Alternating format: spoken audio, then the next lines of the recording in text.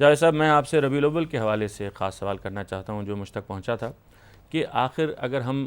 اس کا اندازہ کرنا چاہیں کہ نبی کریم صلی اللہ علیہ وسلم کی ذات سے بطور رسول ہم کیا پیغام اخذ کر سکتے ہیں، اگر آپ مختصراً ہمیں بتائیں کہ سیرت کا اصل پیغام کیا ہے؟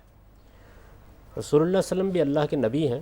تمام نبیوں کی دعوت تو ایک ہی رہی ہے، اور اس کو اگر دو لفظوں میں بیان کیا جائے تو وہ یہ ہے کہ اس کائنات کا ایک پروردگار ہے، اور ایک دن سب انسانوں کو اس کے سامنے جواب دہ ہونا ہے، اور یہ جواب دہی ایمان اور عمل صالح کی بنیاد پر ہوگی۔ تو یہ بات تو سب پیغمبروں کے ہاں مشترک ہے، لیکن ظاہر بات ہے کہ اس بات کو جب رسالت مآب صلی اللہ علیہ وسلم نے دنیا کے سامنے بیان کیا اور پھر دلائل کے ساتھ اس کو منوایا، تو آپ نے کچھ تقاضے کیے لوگوں سے، اسی کو ہم سیرت کا پیغام کہتے ہیں۔ میرے نزدیک وہ تین چیزیں ہیں جن کو آپ نے ہمیشہ اپنی دعوت میں بنیاد کی حیثیت دی۔ ان میں سے پہلی چیز وحدت آدم ہے، یعنی یہ بات واضح کی گئی کہ سارے انسان آدم و حوا کی اولاد ہیں، اور سب انسانوں کو اللہ تعالیٰ نے ایک ہی ماں اور باپ سے پیدا کیا ہے، لہٰذا خلقت کے اعتبار سے ان میں کوئی تفاوت نہیں ہے۔ رنگ کی بنیاد پر، نسل کی بنیاد پر، قوم کی بنیاد پر، وطن کی بنیاد پر ان میں کسی کو کسی پر کوئی برتری حاصل نہیں۔ حضور صلی اللہ علیہ وسلم نے اپنے اسی پیغام کا خلاصہ اس وقت بیان کیا جب خطبہ حجۃ الوداع کے موقع پر آپ نے یہ فرمایا کہ لا فضل علی عربی، لا فضل لعربی علی عجمی ولا لعجمی علی عربی، یعنی کسی عربی کو کسی عجمی پر کوئی فضیلت نہیں، کسی عربی کو کسی عجمی پر، کسی عجمی کو کسی عربی پر کوئی فضیلت نہیں، کسی گورے کو کالے پر کوئی فضیلت نہیں، کسی کالے کو کسی گورے پر کوئی فضیلت نہیں ہے۔ انما اکرمکم عند اللہ اتقاکم، یعنی تمہارے اندر سب سے زیادہ معزز وہی ہے جو تقوی میں تم میں سب سے بڑا ہوا ہے۔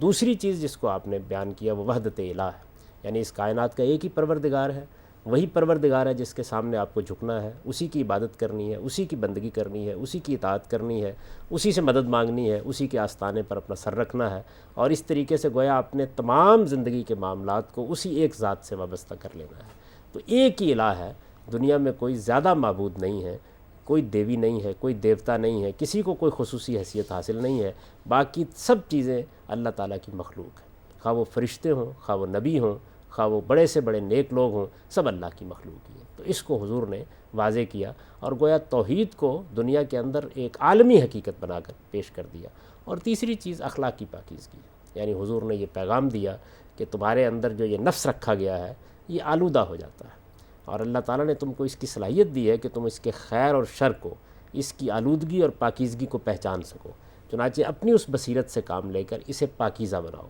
چنانچہ پوری انسانیت کو رسالت مآب صلی اللہ علیہ وسلم نے یہ بتایا کہ تم اس دنیا میں جس امتحان میں ڈالے گئے ہو وہ اصل میں یہی امتحان ہے کہ کیا تم اپنے نفس کو پاکیزہ بناتے ہو یا آلودہ کرتے ہو۔ اگر تم آلودہ کرتے ہو تو اس کا بھی ایک نتیجہ نکلنے والا ہے، اور پاکیزہ بناتے ہو تو اس کا بھی ایک نتیجہ نکلنے والا ہے۔ گویا دو لفظوں میں آپ نے یہ بات بیان کی کہ اللہ تعالیٰ اس دنیا کے امتحان میں تمہارا انتخاب کر رہا ہے کہ تم میں سے کون زیادہ سے زیادہ اخلاقی پاکیزگی اختیار کرتا ہے، چنانچہ اسی کی بنیاد پر وہ جنت میں آباد ہوگا۔ تو یہ حضور کے پیغام کا خلاصہ ہے، گویا تین نکات میں ہم اس کو بیان کر سکتے ہیں: وحدت آدم، وحدت الہ اور اخلاقی پاکیزگی۔ جناب صاحب، یہ سوال پیدا ہوتا ہے کہ کیا رسول اللہ کا کوئی خاص پیغام تھا، یا تب سب رسولوں کا اور انبیاء کا ایک ہی پیغام تھا جو حضرت آدم سے لے کر کے حضرت محمد صلی اللہ علیہ وسلم تک اللہ کی طرف سے انسانوں کی جانب آیا؟ تمام پیغمبروں کا ایک ہی پیغام تھا۔ قرآن مجید نے تو ہمیں یہ بتایا ہے کہ سیدنا آدم علیہ السلام سے لے کر محمد الرسول اللہ صلی اللہ علیہ وسلم تک سب پیغمبر ایک ہی دعوت لے کر آئے ہیں۔